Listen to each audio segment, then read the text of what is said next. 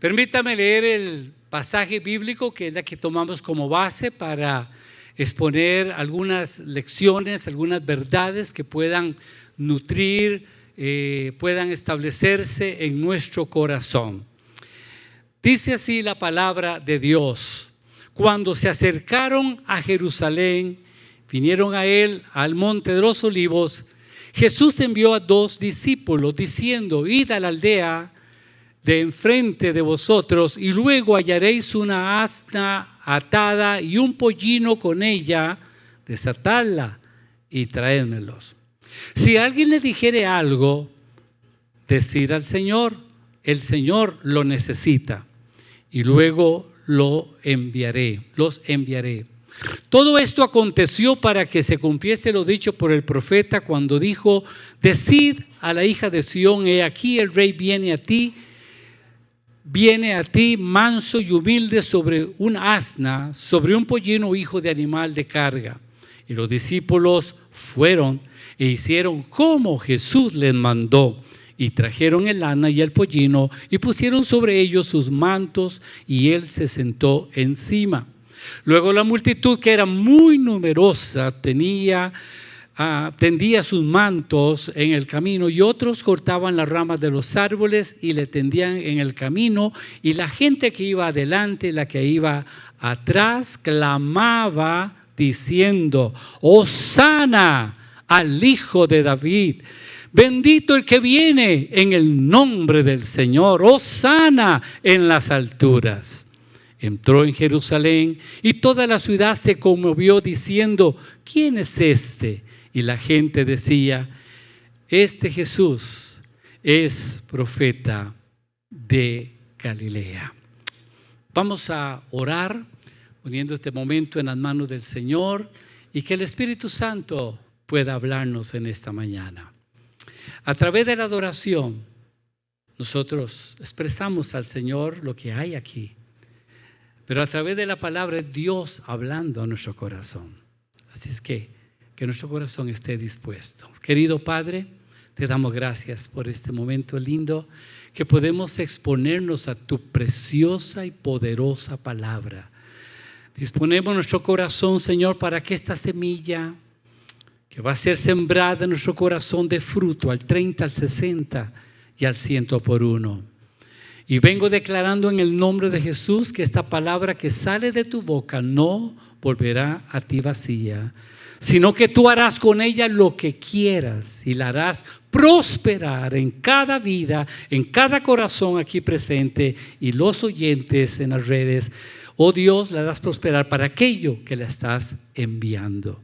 Bendice tu palabra en cada vida. Trae luz, trae entendimiento, amado Dios, a nuestros corazones por tu Espíritu Santo. En el nombre de Jesús. Amén y amén. Bien, esta mañana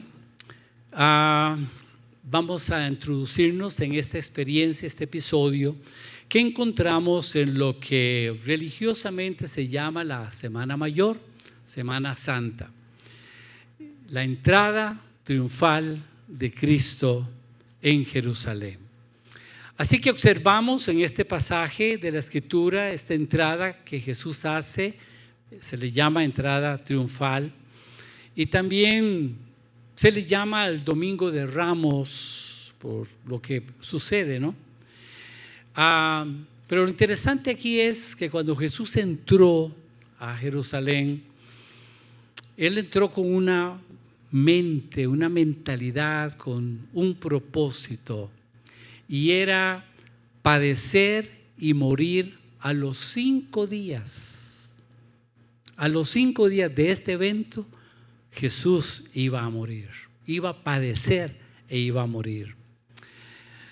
Después de su entrada allí, vemos en la Escritura que Jesús purifica el templo y además maldice la higuera al día siguiente. Los 4 evangelios hacen referencia a este pasaje, a este episodio de esta entrada triunfal de Jesús, montado en un pollino, pero en forma triunfal. Esto ocurría entonces 5 días antes de su muerte. Observamos también que el día anterior en Betania, Jesús ofreció una cena a sus discípulos y María, la hermana de Lázaro, le había ungido sus pies según Juan capítulo 12, versículo 3. Ahora, los evangelios nos narran sobre Jesús recorriendo los pueblos, las aldeas, atendiendo al necesitado y sanando a los enfermos. Esta era la dinámica del Señor, siempre, ¿verdad?, recorriendo los caminos de Palestina, pero trayendo salud, trayendo vida a los corazones que estaban necesitados. ¿Saben ustedes, amados hermanos, que como cristianos haríamos bien en inmolar a Jesús? Haríamos bien en imitarlo en este compromiso de cumplir con el propósito por el cual Él había venido a esta tierra. Sería bueno que nosotros salgamos un poco de nuestras comodidades, de nuestros afanes, de nuestras vanidades de esta vida y seguir a Jesús y cumplir sus propósitos eternos.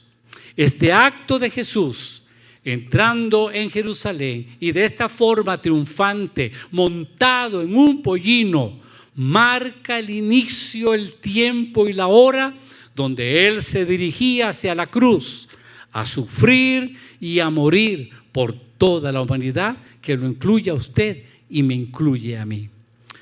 Bien, ¿qué aprendemos nosotros de este pasaje, de este evento, de esta historia tan importante? Número 1, yo veo un mandato aquí. Según el versículo 2 y 3, dice así: Jesús entra a Jerusalén y luego envía 2 de sus discípulos. Algunos dicen que uno de ellos era Pedro, ¿verdad? Pedro era el más atrevido, ¿verdad? El sangre caliente, y entonces lo manda, ¿verdad?, con otros de sus discípulos. Y les dice: id, vayan a la aldea que está enfrente de vosotros y enseguida hallaréis una asna atada y un pollino con ella. Desátela y tráigamelo. Y dice: si alguien os dice algo, contestadle: el Señor lo necesita, pero luego lo devolverá. Me llamó mucho la atención esta última frase: el Señor lo devolverá. Es decir, significa que el Señor había prestado ya de antemano ese burrito, pero lo pidió prestado con la intención de devolverlo. Algunas personas piden prestado, pero tienen la intención de no devolverlo. Yo sé que no pasa aquí, en eso no pasa, eso pasa en otros lados. Pero el Señor sí tenía la intención de devolver el burrito prestado. Eso no cobro por eso, nada más para cualquier cosita. Todo este mover no fue algo improvisado de parte del Señor, sino más bien algo que ya Jesús tenía claro, porque Él sabía a qué había venido a esta tierra, a este mundo. Él sabía que tenía una misión, tenía un propósito, y el cual era ir a la cruz a salvar a los pecadores. Iba a ser el redentor del mundo. Jesús lo expresó de esta forma y hay otros textos que hablan sobre esto, pero escogí este. En Lucas 19:10, Jesús expresa ese propósito y dice: el Hijo del Hombre vino a buscar y a salvar lo que se había perdido. Él sabía que había venido a esta tierra a buscar y a salvar lo que se había perdido, y ese eras tú y ese era yo. Estábamos perdidos y Jesús vino a buscarnos, vino a salvarnos. ¿Cuántos bendicen su nombre? Seguidamente, entonces Jesús da la orden, da el mandato: id a 2 de sus discípulos para que fueran a traer ese pollino joven sobre el cual no se había sentado ningún hombre, según el Evangelio de Marcos habla sobre esto. Ahora, ¿por qué un pollino y no un caballo, por ejemplo? Un pura sangre, un perchero, uno de esos guapos, ¿verdad? ¿Has visto esos caballos guapos? Unos bichotes, ¿verdad? Esos negros, azabaches. Ese, ¿verdad? ¿Han visto eso? Es una belleza. ¿Por qué no entró uno de esos? Todo, ¿verdad? Empoderado allí. No, en un asno, jovencito, en un burrito. ¿Por qué? Bueno, el contexto de ese entonces, los caballos eran montados por los conquistadores y anunciaban guerra, y Jesús no venía en son de guerra. En cambio, montar un pollino joven era una forma de anunciar paz, que eso es lo que el Señor vino a traer, paz. ¿Cuántos dicen amén? Y a la vez indicaba un estado de humillación. Por esta razón es que el Señor no entra en un caballo, entra en un burrito. El pollino que Jesús mandó a traer, como dije, era prestado. De allí la advertencia que Jesús le da a los discípulos cuando los envía a traer el pollino, que si le preguntaban o había alguna oposición, solamente dijeran: el Señor lo necesita. Este Señor no es el Señor pulpero, no es el Señor carnicero.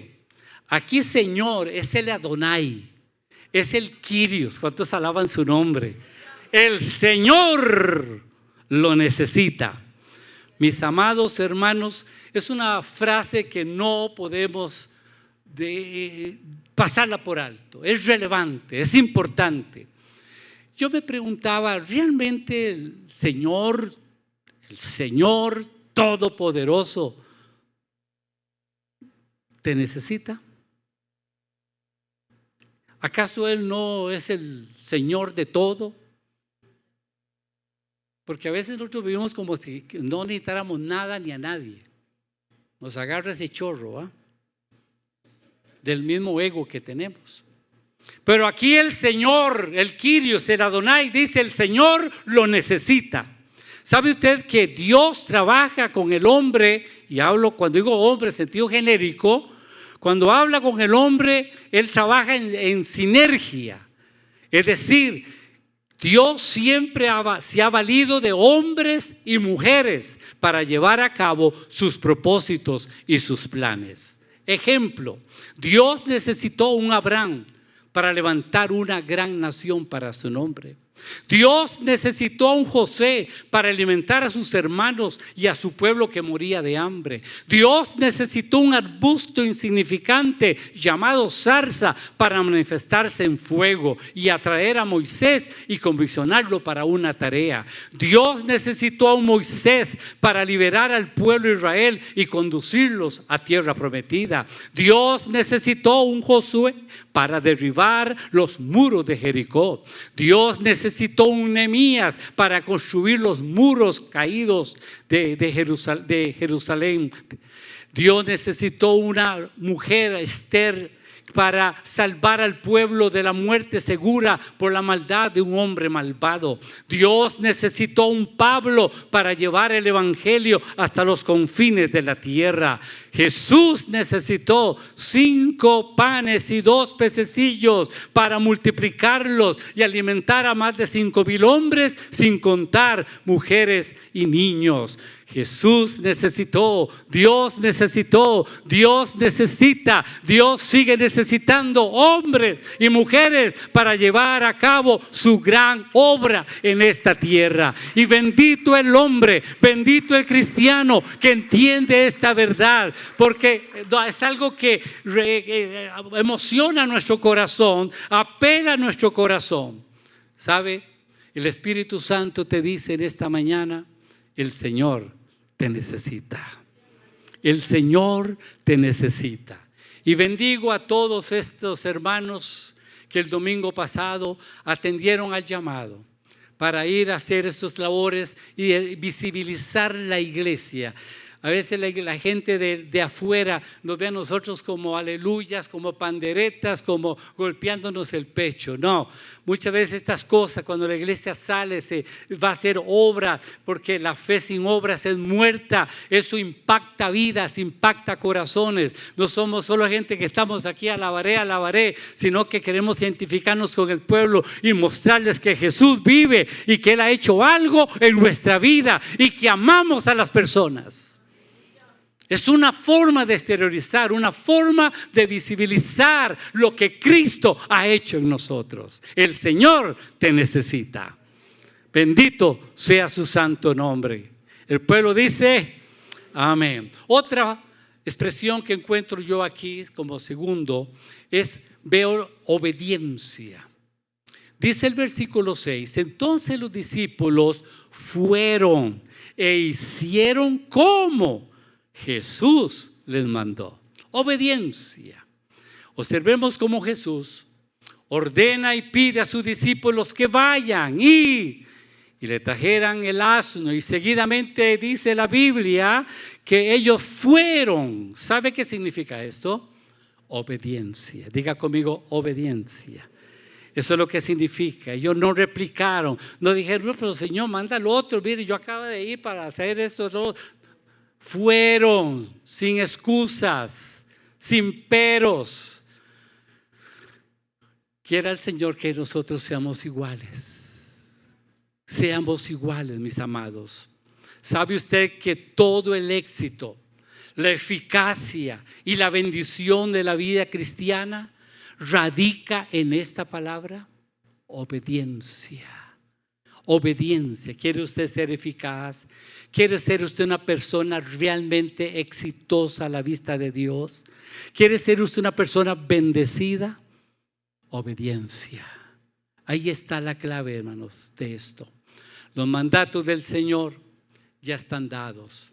Porque hay gente como quisiera que un ángel apareciera y le diera un trompetazo por las orejas y le dijera, el Señor te manda. No, ya Dios ha hablado. Dios ha hablado.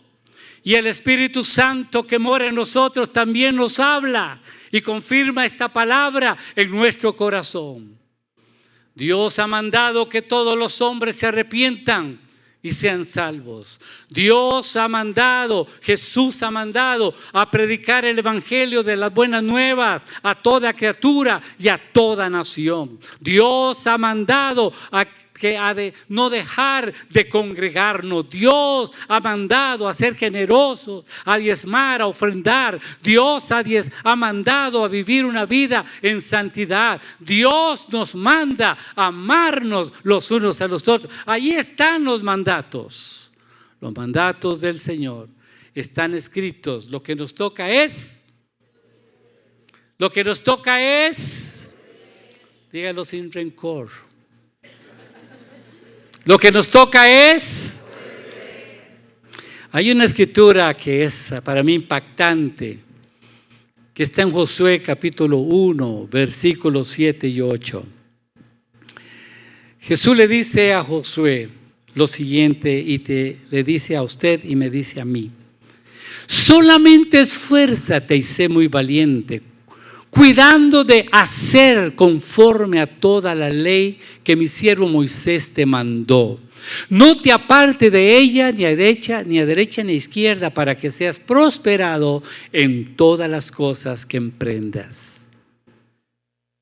Y luego le dice: nunca se apartará de tu boca este libro de la ley, sino que de día y de noche meditarás en él, para que guardes y hagas conforme a todo lo que está escrito en él, porque entonces harás prosperar tu camino y todo te saldrá bien. ¿Quieres que les vaya bien? ¿Quieren prosperar en la vida? ¿Qué ocupamos? ¿Qué ocupamos, iglesia? Obediencia. Es algo que deberíamos poner en el altar de Dios. Y Señor, dame un corazón obediente. Un corazón obediente. A veces nos quejamos por algunas situaciones en nuestra vida y uno tiene que, lo primero que revisar eso es su vida de obediencia, cómo está con el Señor. ¿Cómo está? Quiero que me vaya bien, quiero tener salud, quiero tener una linda familia, quiero tener un trabajo estable, etcétera, etcétera. Pero, ¿cómo está mi obediencia con el Señor? Obediencia, hermanos, escúcheme esto, en la obediencia está la bendición. Dígale a su hermano, en la obediencia está la bendición. Y yo sé que el Señor nos está hablando en este momento. Algunas cosas que usted y yo tenemos que alinear.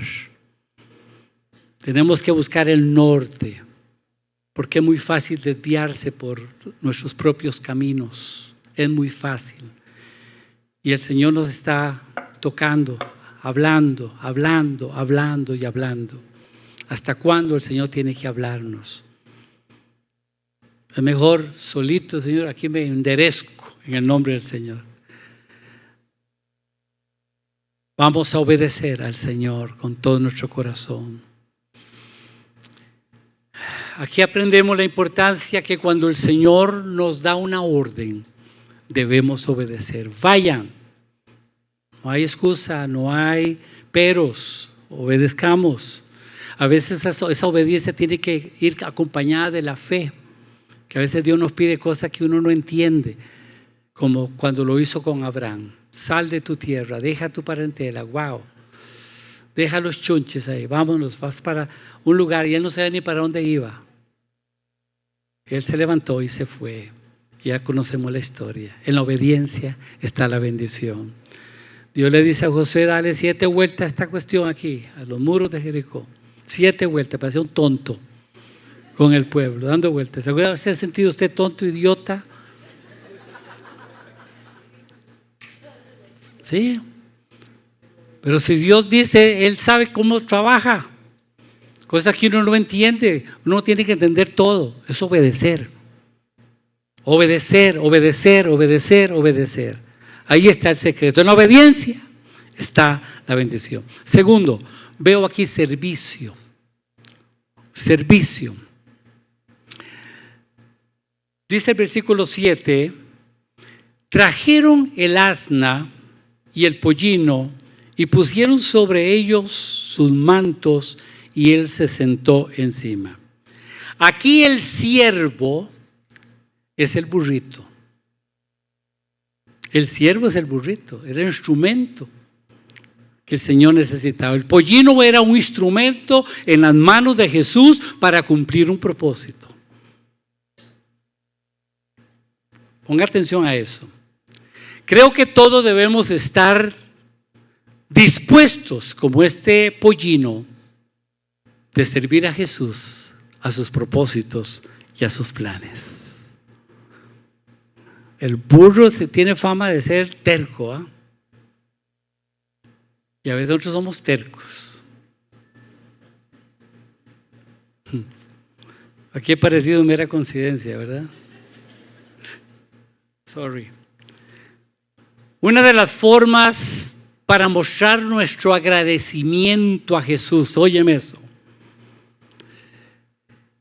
por su sacrificio, por la salvación, por el perdón, por el regalo de la vida eterna. ¿Sabe cuál es una de las formas? Estar dispuestos y comprometidos a hacer un vaso en sus manos, un instrumento de honra para Él, para servirle. ¿Cómo? Con todo nuestro corazón, con toda nuestra mente y con todas nuestras fuerzas. Es una forma de decirle, Señor, no tengo con qué pagarte, solo que tomes mi vida como una ofrenda y la uses como tú quieras. Es la mejor forma que tenemos de expresar nuestro agradecimiento por lo que Él ha hecho con nosotros y en nosotros. Cuando Jesús estuvo en esta tierra, no hizo otra cosa que vivirla en un acto de servicio completo para traer bendición a las multitudes. Yo soy de los que creo que nuestra vida dada al Señor hermanos, debe ser una vida un servicio como estilo de vida. No como pequeñas cositas que hagamos por ahí aisladamente para sentirnos bien. Que nuestra vida sea un estilo de vida para servirle a Él. Los muchachos salieron, y los grandes también, el domingo pasado. Gloria a Dios. Pero eso es una parte. Hay gente que quisiera servir en la iglesia, hablamos en la comunidad aquí entre nosotros, pero como dijo la salmista, no hay campo para tanta gente. Sí.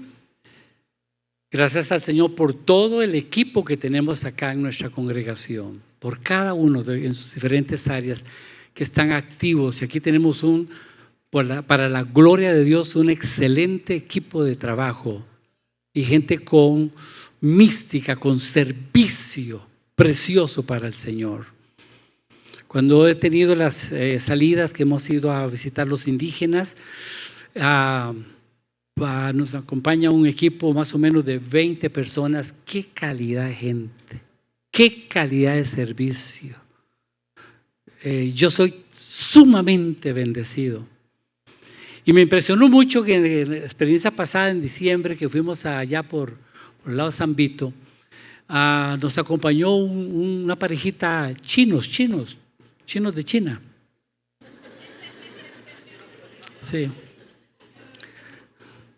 Y sirvieron en una forma, primera vez que iban, sirvieron en una forma, hermanos, pero impresionante, no había diferencia, eran entregados haciendo lo suyo, atendiendo gente enferma, ellos eran médicos, él más que todo médico, y atendiendo a la gente, llevó todo el equipo en una cosa espectacular. Cuando terminamos la actividad y regresamos, paramos en un lugar para almorzar y tuve la oportunidad de sentarme al frente de él y preguntarle lo normal, ¿y a qué iglesia asistes? Y me dijo, yo no asisto a ninguna iglesia. Y yo me quedé así, ¿no? Ah, qué bien, ¿y de dónde vienes? ¿Qué oficio traes? Y me dice, no, nosotros tenemos otra forma de expresar nuestra creencia en Dios y en Buda y todo esto. No me dijo que era Buda ni nada, pero yo ya capté la idea, ¿no? Digo, wow, pero qué impresionante. No es cristiano, no era cristiano. No era cristiano, era convertido. Y yo me voló la jupa, hermano. Por eso me quedé sin pelo. Tuve que agacharme. Hermanos, imagínense.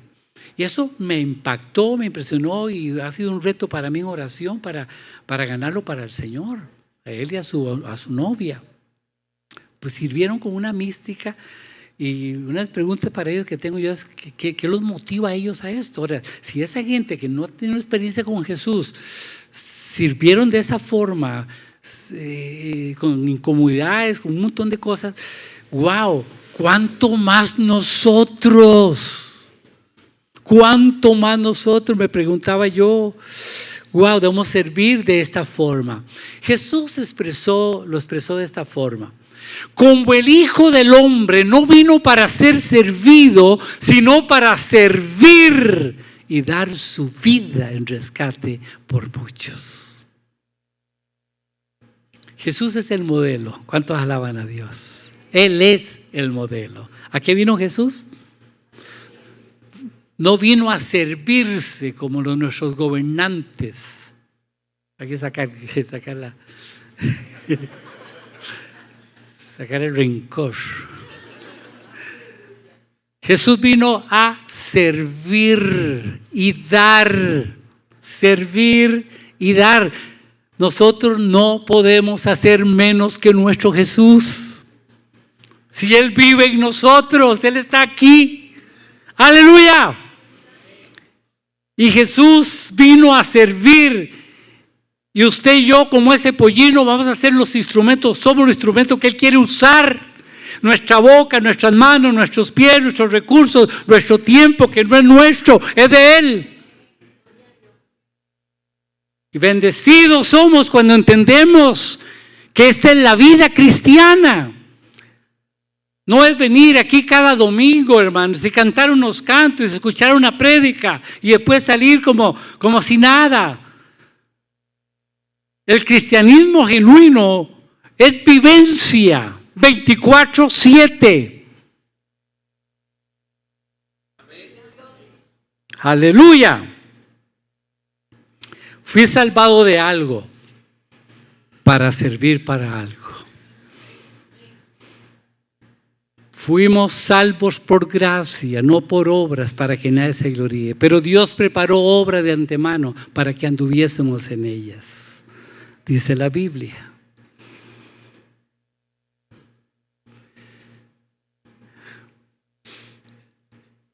Isaías tuvo una experiencia, una revelación con la santidad de Dios. Isaías capítulo 6. Y rescato este versículo de este capítulo 6, versículo 8, que dice: después, narra Isaías, oí la voz del Señor que decía: ¿a quién enviaré? ¿Quién irá por nosotros? Isaías vuelve a ver para un lado, vuelve a ver para el otro. No, es conmigo, es conmigo. Porque así somos, a veces hacemos los jaibos, ¿no es cierto?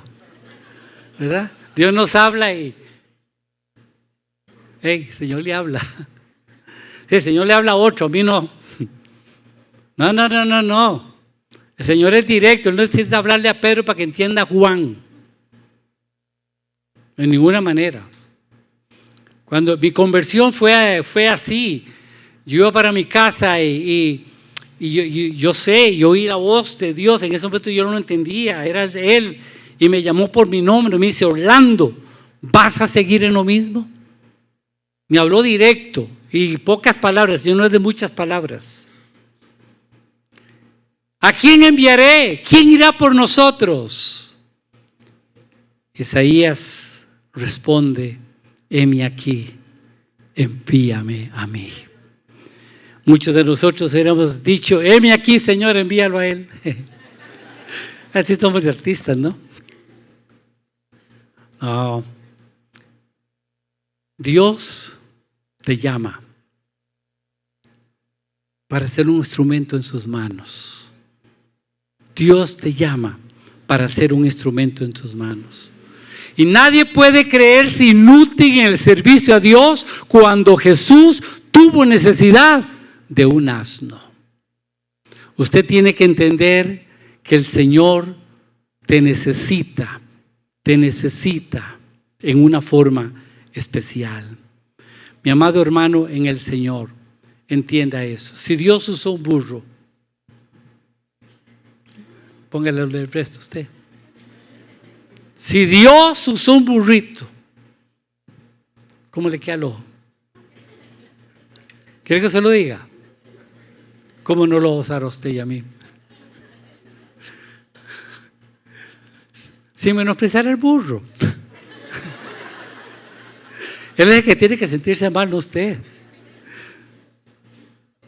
Porque hay gente, hay hermanos que no se abocan al servicio del Señor porque se sienten indignos. ¿Quién es digno?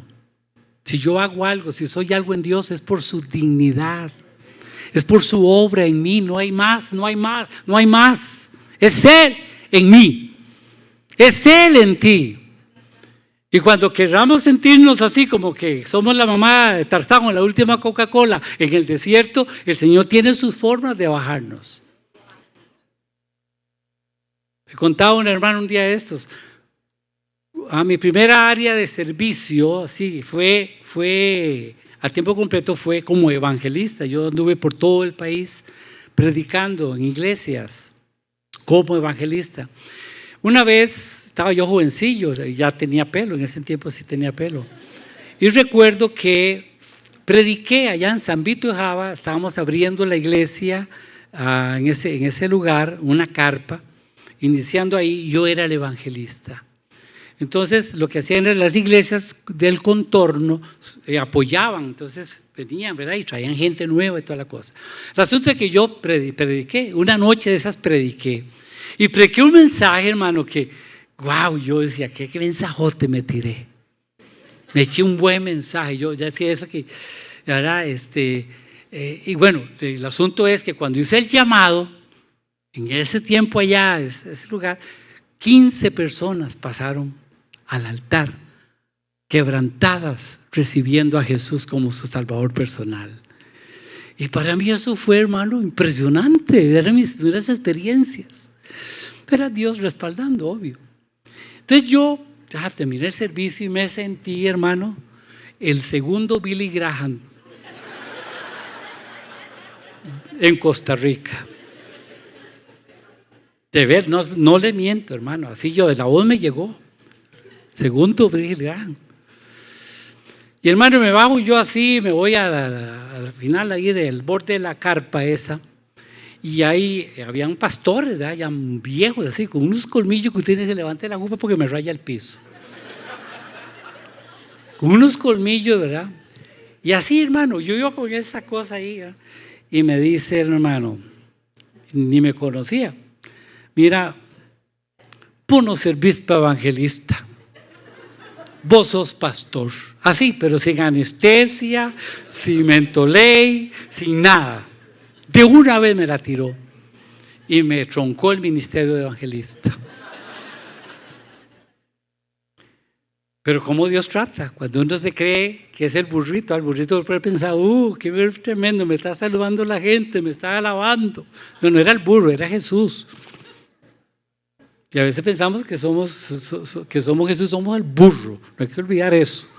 Pues somos los instrumentos, nada más, donde el Señor fluye para bendecir a la gente, para salvarla, para darle paz, para restaurarla, para sanarla, para libertarla. ¿Cuántos dicen amén? Somos un vaso, somos su instrumento para la gloria del Señor.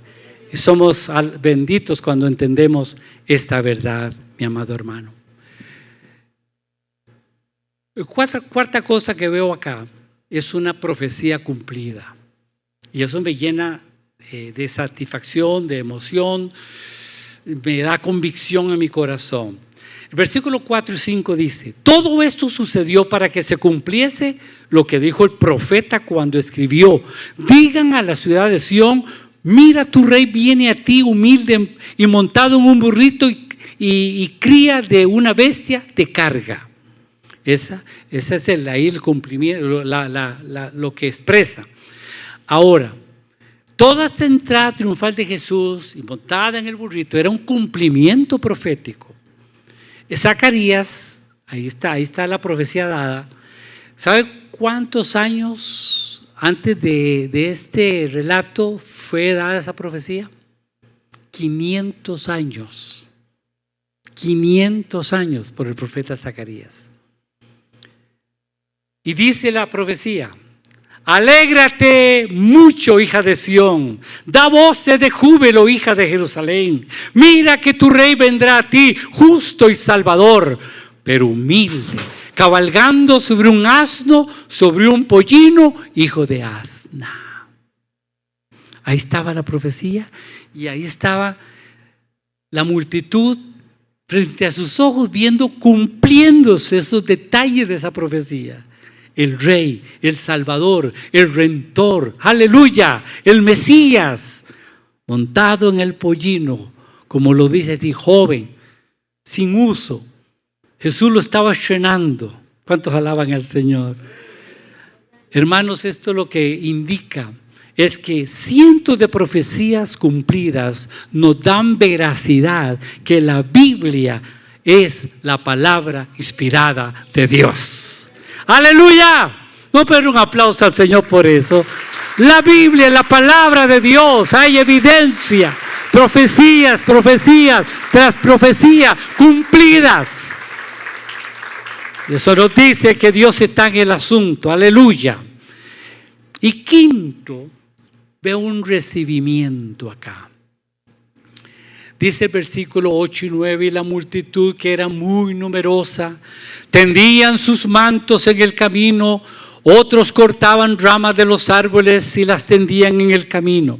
Y la gente que iba delante y la que iba detrás clamaba. Otra versión dice, gritaba, diciendo, ¡Hosana al Hijo de David! Bendito el que viene en el nombre del Señor. ¡Hosana en las alturas!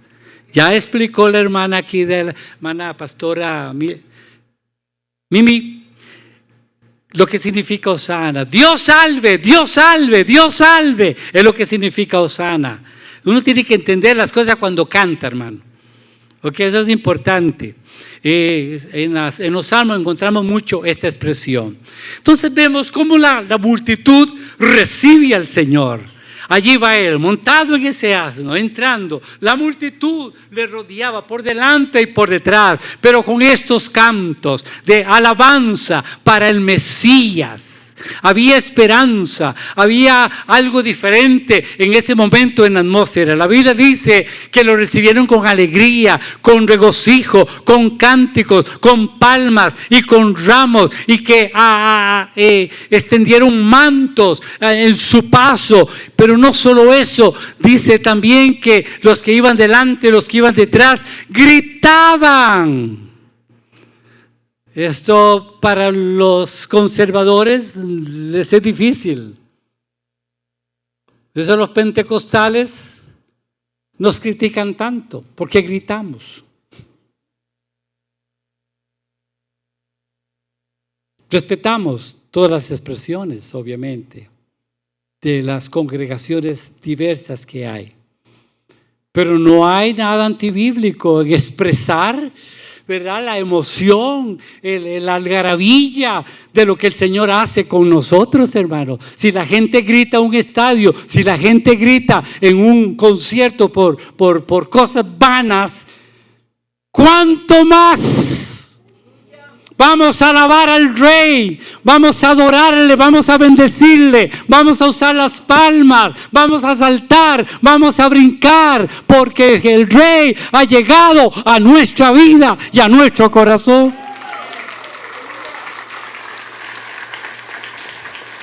Nos emocionamos cuando la liga está metiendo un gol.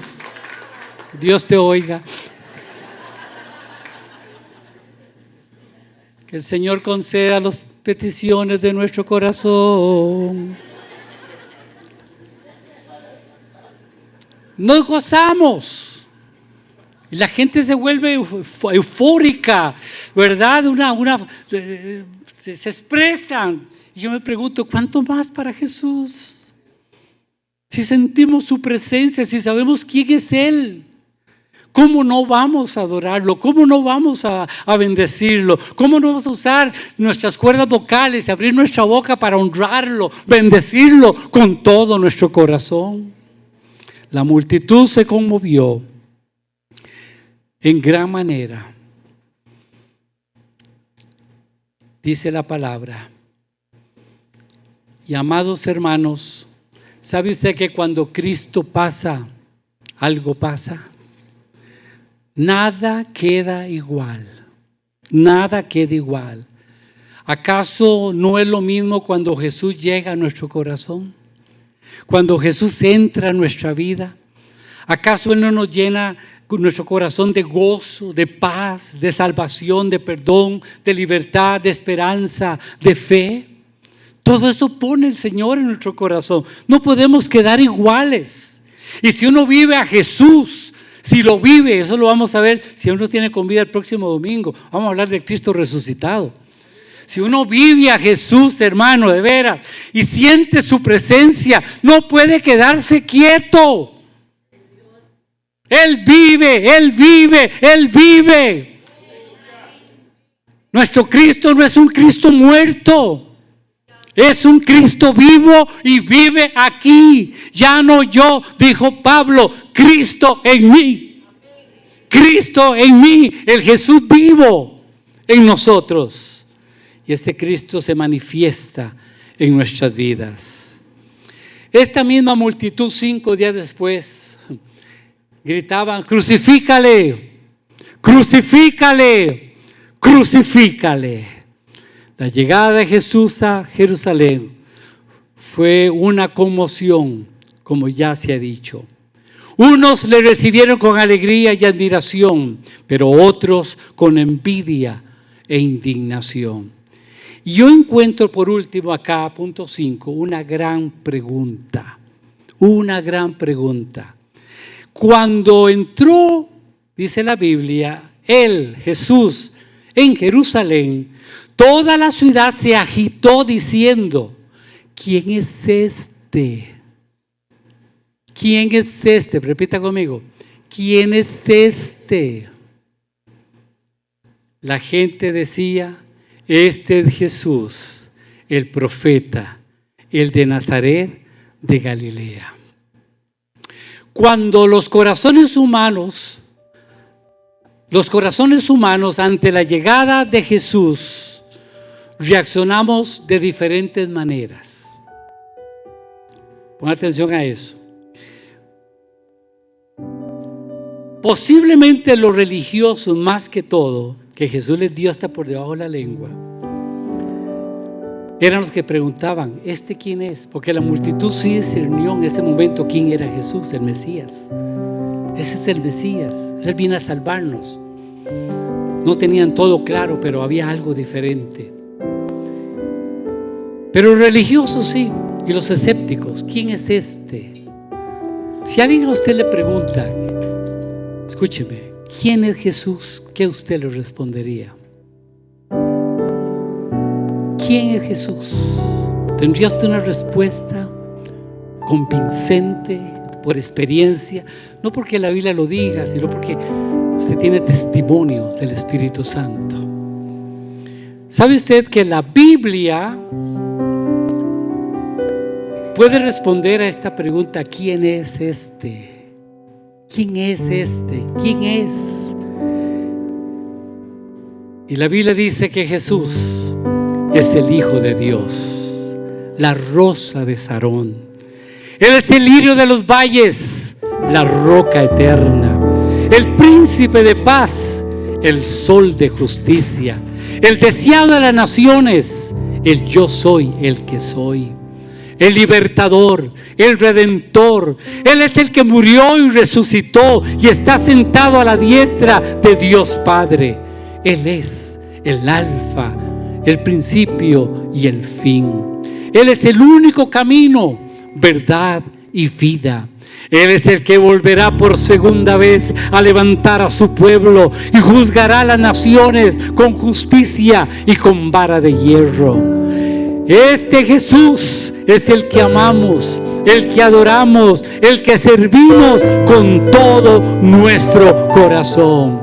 A este Jesús hoy le damos la gloria, le damos la honra, la alabanza y todo lo que a Él le pertenece. ¿Por qué?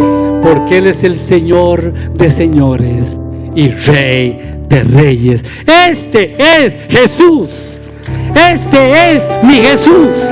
Y a Él sea toda la gloria. Yo quiero que se pongan en pie, por favor. Aleluya. Y por último quiero decirles, ¿qué dice Juan de este Jesús? ¿Quién es este? Escuche la revelación que tuvo Juan allá en Apocalipsis capítulo 4, versículo 8 y 11. Dice: los cuatro seres vivientes, día y noche sin cesar, decían: Santo, Santo, Santo, el Señor Dios Todopoderoso, el que era, el que es y el que ha de venir. Cada vez que aquellos seres vivientes dan gloria a Dios y honran y acción de gracias al que está sentado en el trono, el que vive por los siglos de los siglos, los 24 ancianos se postraban delante de Él que está sentado en el trono y adoran al que vive por los siglos de los siglos y echan sus coronas delante del trono diciendo: Señor, digno eres de recibir la gloria, la honra, el poder, porque tú creaste todas las cosas y por tu voluntad existen y fueron creadas. Este Jesús es el que hoy estamos adorando aquí. Este Jesús es el que hoy estamos proclamando en esta mañana. Fuerte ese aplauso. Gloria a Dios. Gloria a Dios.